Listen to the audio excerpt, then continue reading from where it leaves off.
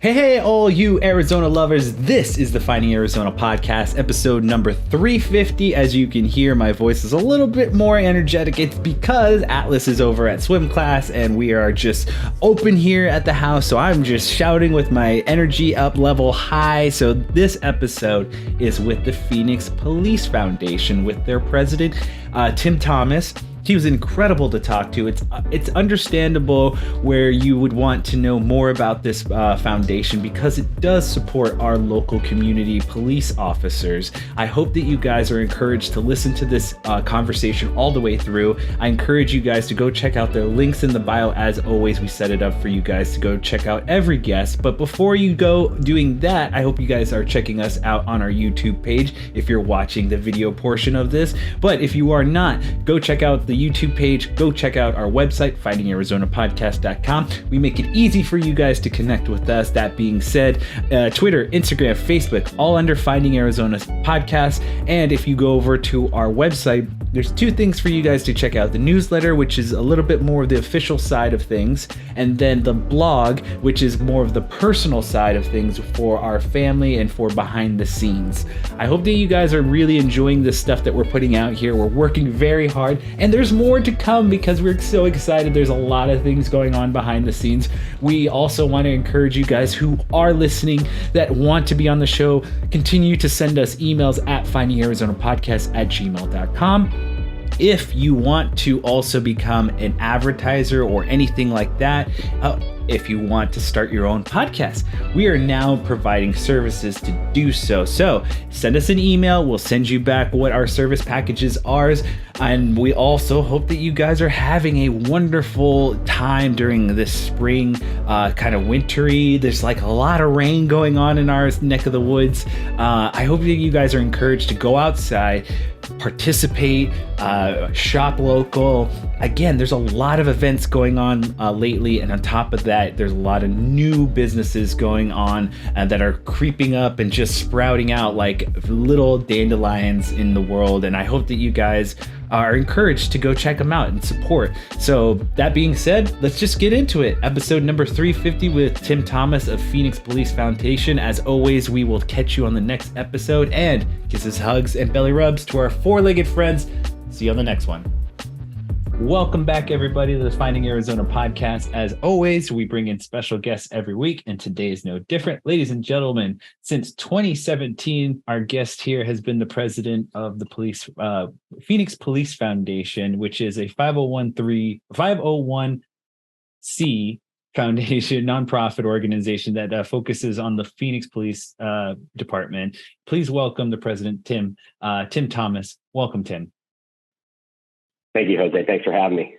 I'm very excited to have this conversation with you. As always, we love nonprofits here, and I'm an advocate for community involvement. And this is just one of those things where I'm just like, it's so nice to meet you because I'm hearing it from, up from a high on the president's side, and just kind of hearing from the horse's mouth, as they say. And one of the first things I'll just jump into is just kind of, I love to hear your story and just kind of how you got involved with this organization and just how you came to be, because, just doing my own research and just having my own understanding, you come from a health organization kind of side from your career, and now you're here. So I'd love to kind of pick apart how that happened.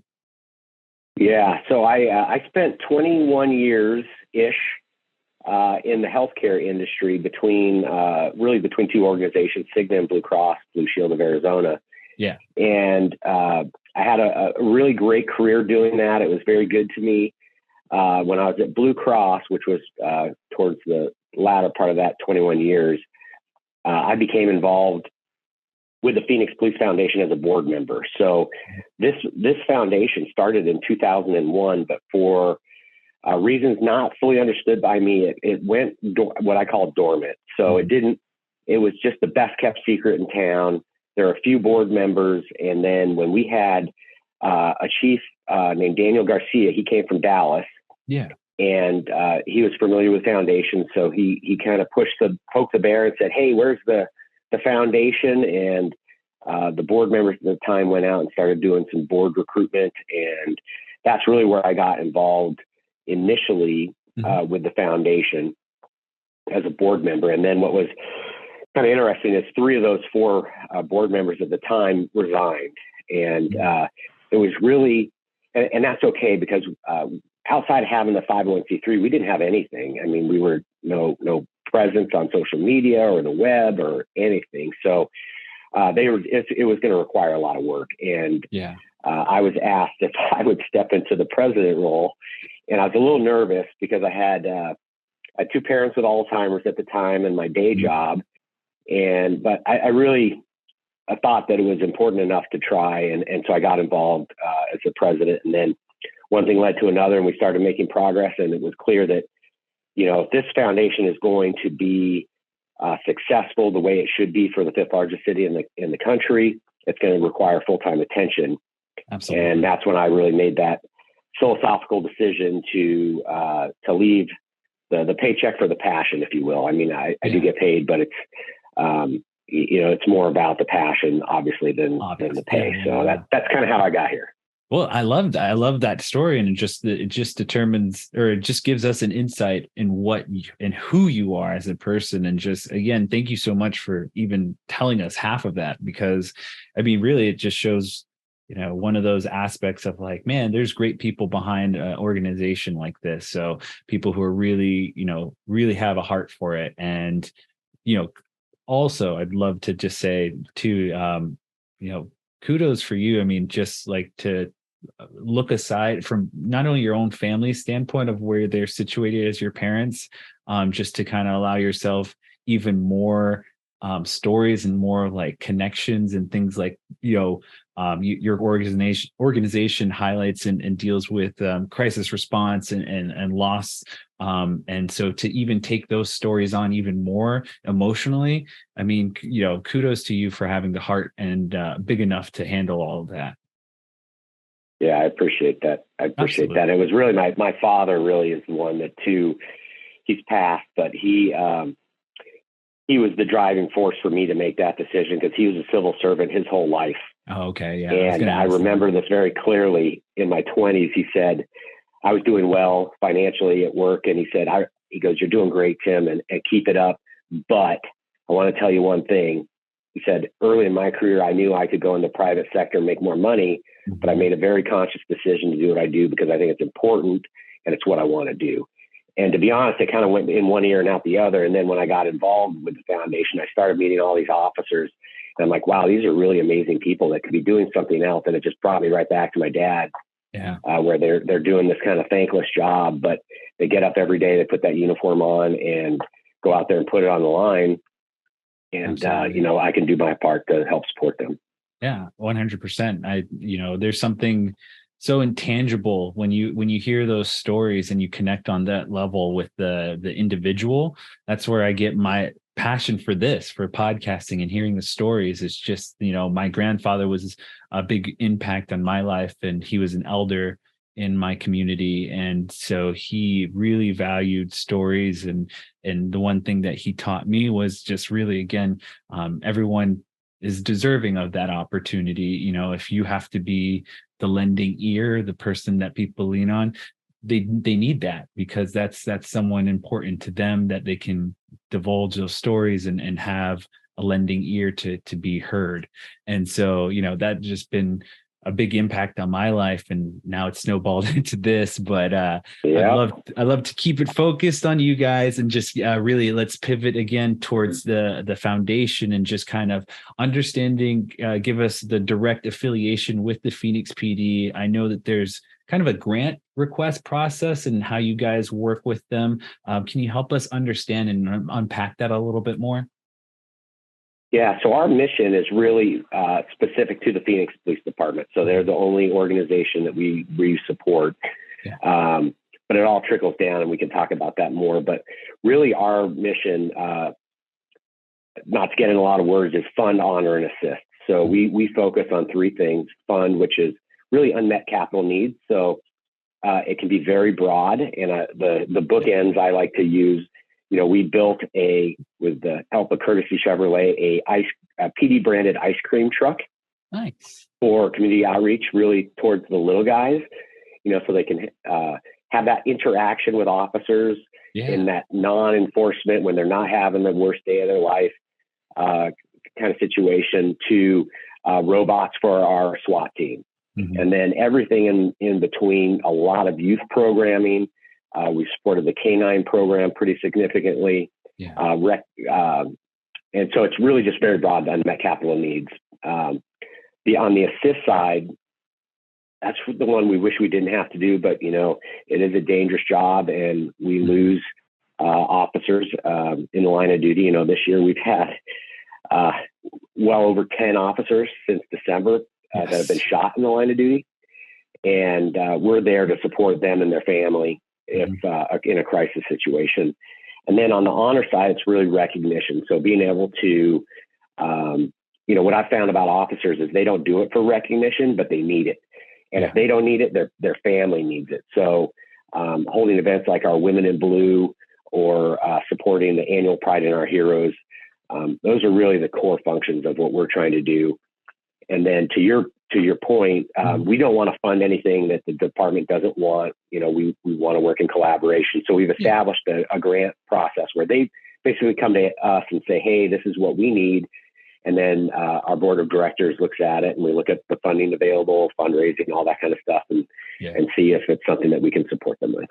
That's awesome. I mean, again, it's just one of those things that I feel like your foundation and your website were just really open, and just really like you can go through it and see what it's broken down. And it's really a kind of a really, again, I believe all the foundations that we interact with, they're very so much like open to like, this is what we provide, this is what we do, and this is how we go about it. And so one of the best things about those 501 is just that in itself, because it's just allowed, or just important to that And so I'd love to just kind of pivot a little bit more in the fundraising department, and just ask this question, because it's affected every business, every field, everything. Is just what you guys went through COVID, and just help us understand, because I know from my perspective and my conversations, just what you guys need from your end, and just having that shut down is just,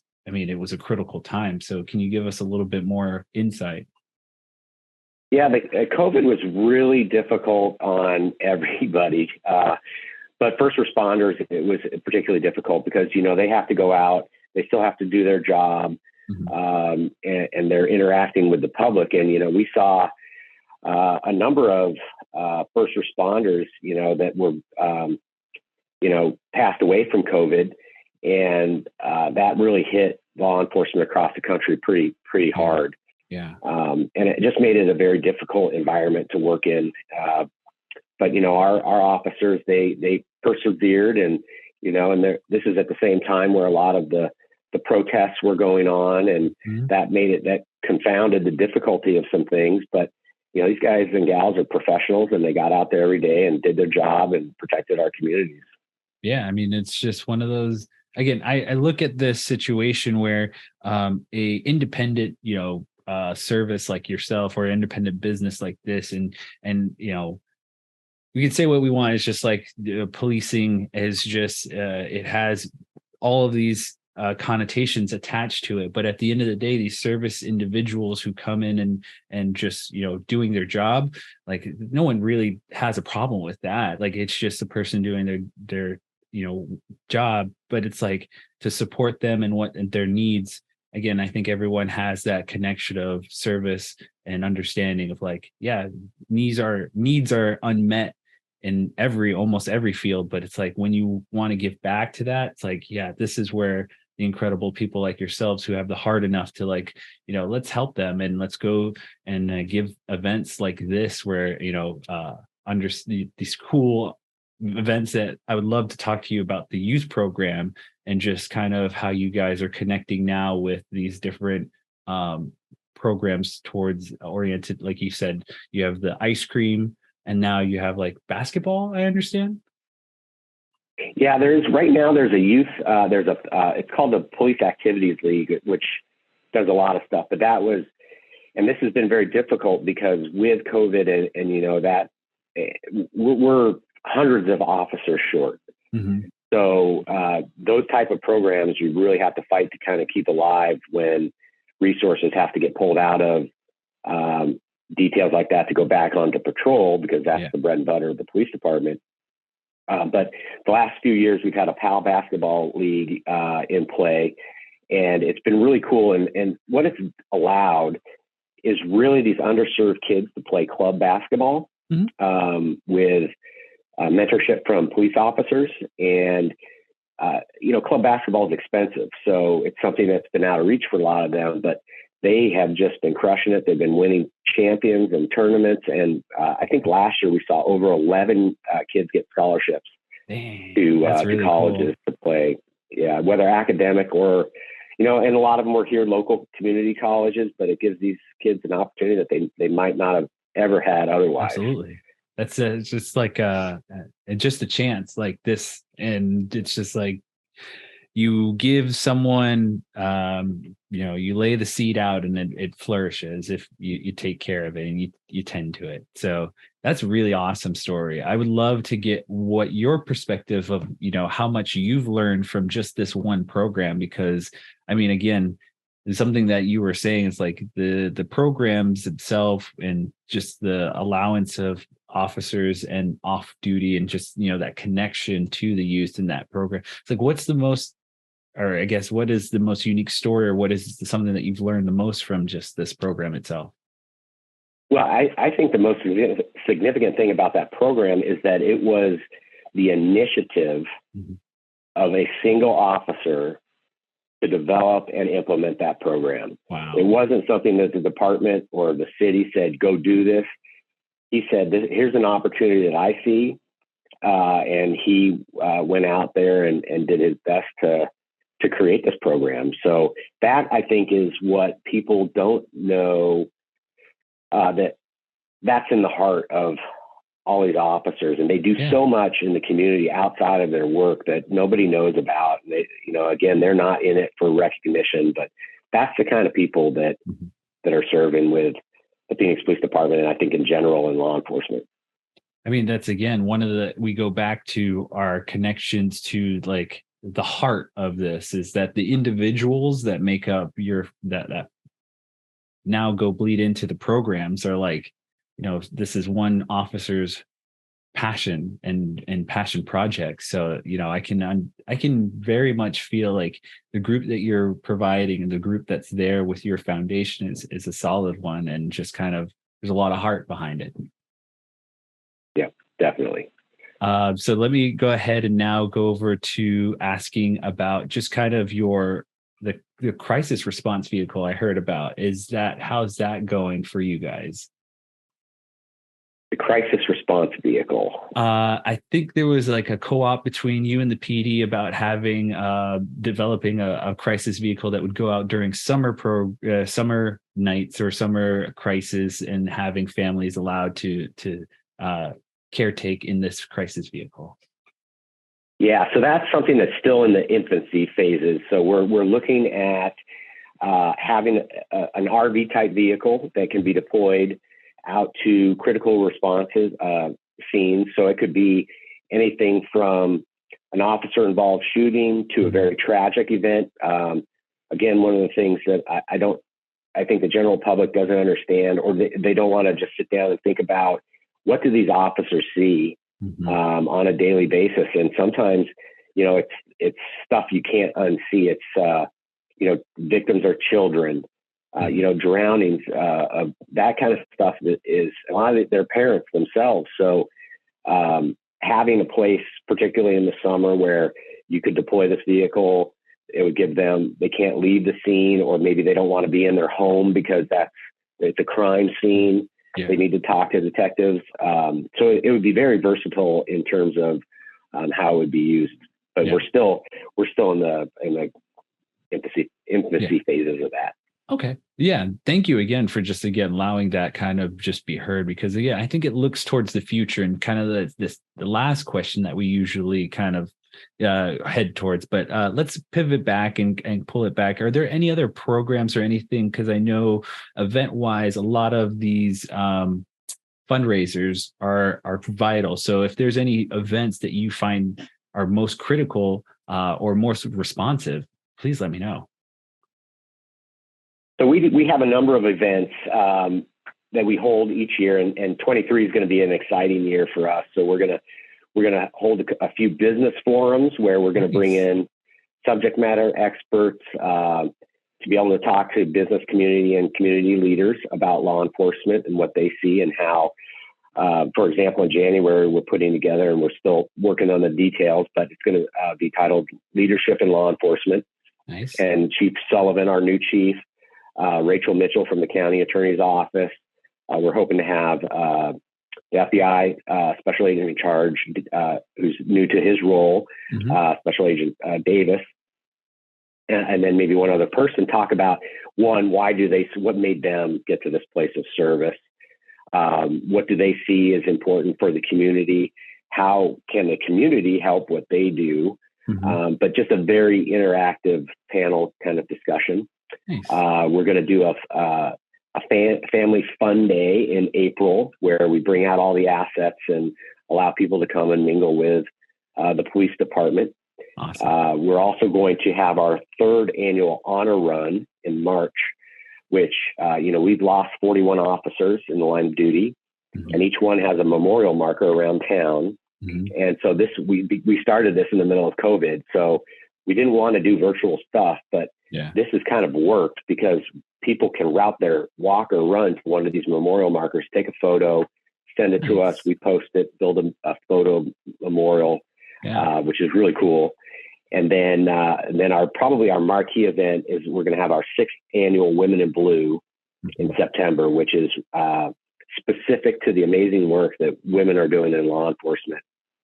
And we just want to recognize them for the work that they're doing on that front, because they're becoming more and more important to law enforcement.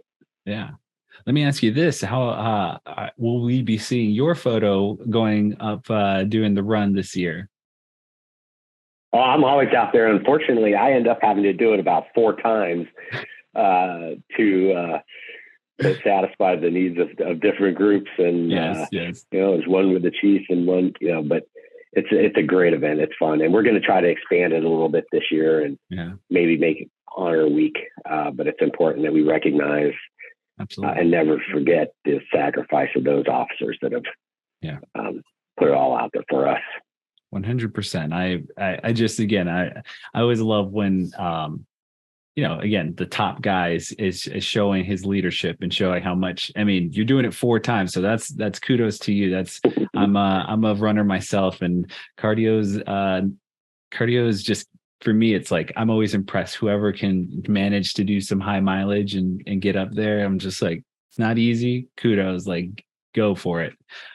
So we're reaching towards the end of our conversation. And again, I'm very thankful for what you've put it forward in the community and just kind of what you're doing there. And I'd love to just kind of stay on that idea of community. And, what have you learned just being in Phoenix and just learning from what has come from being the president of this foundation? So I having an inside look, a very unique inside look into being a civilian myself into the police department, is that public safety really is number one. We need it. We desire it. And, we've seen an increase in crime. We've seen a reduction in our officers. And as a community, I think we all need to we can all do our part. The police departments trying to do their part to always improve. And the Phoenix Police Department has made amazing strides in terms of police reform. And the community can support our officers in what they're doing and understand that, they have a difficult job, but they are there to protect the community. That's number one. Chief Sullivan has made it very clear that violent crime is top on his list. As well as staffing and trying to get more officers out there. So, we have just that force multiplier in terms of being able to protect the community and do their job. Absolutely. Well, again, want to thank you for all the time you've given me here today. And I don't want to take up too much because I know you got a lot of things on your plate. So let's get you just kind of situated here towards the end. I love always asking, allowing my audience to just hear what they can do to provide any help or goals that you have for, you being a president. You have some goals for what your foundation looks forward to or looks towards. And can you give us what that may look like, if that's a number or if that's just something that you are looking to get help on? This is our chance to really let the audience who's listening know the needs for the foundation, the Phoenix Police Foundation. Yeah, and I appreciate that. With every nonprofit, the number one request is funding. Because that's how we survive. So giving away the money is the easy part. Bringing it in is always more challenging, but we have a great mission. Everything we do trickles down to the community and making it a safer place for us all to live, work, and visit. And if people, have the financial means to help support us, whether it's $5 or $500,000, we are very grateful for that. We also do a lot with in-kind donations. We have this great partnership right now with Amazon, where they donate, clothes and sanitizing products, and we put those in the hands of our community action officers who know those people that need it out in the community. Wow. So in-kind donations are always helpful. We talked about that vehicle. We've had 2 donations this year of police vehicles from our volunteer program, called the COPS program. So those are really in kind. They help us. They don't really end up as a number on our revenue, but they're still very important to our mission. So those are the best things that people can do. And our website is you mentioned is a great place to learn about us and as well as to donate. And that's phoenixpolicefoundation.org. Awesome. Thank you again, Tim, for and what you do here on this community level and just being this kind of like link in the chain there. Again, I know it's probably not seen a lot or not heard a lot or not spoken about, but if I could give you a personal community thank you, just kind of like from our end to you, because again, that's something that I probably would love to hear more of. But again, this is one last just like look at at our conversation and just what we've been through, and just like again what I've heard from you and just what I've experienced in this moment. Thank you. You've done a lot of work and you're continuing it forward, and kudos to your team, kudos to everyone involved. So let's just keep it going. So and I do have a little bit here at my end here. Piece is you can hear every episode of our podcast at findingarizonapodcast.com. We make it easy for you guys to connect with us. So everything is under Finding Arizona Podcast, social media wise. And last but not least, we always say, here she is, kisses, hugs, and belly rubs to our 4-legged friends. And we will see you on the next episode. Goodbye, y'all.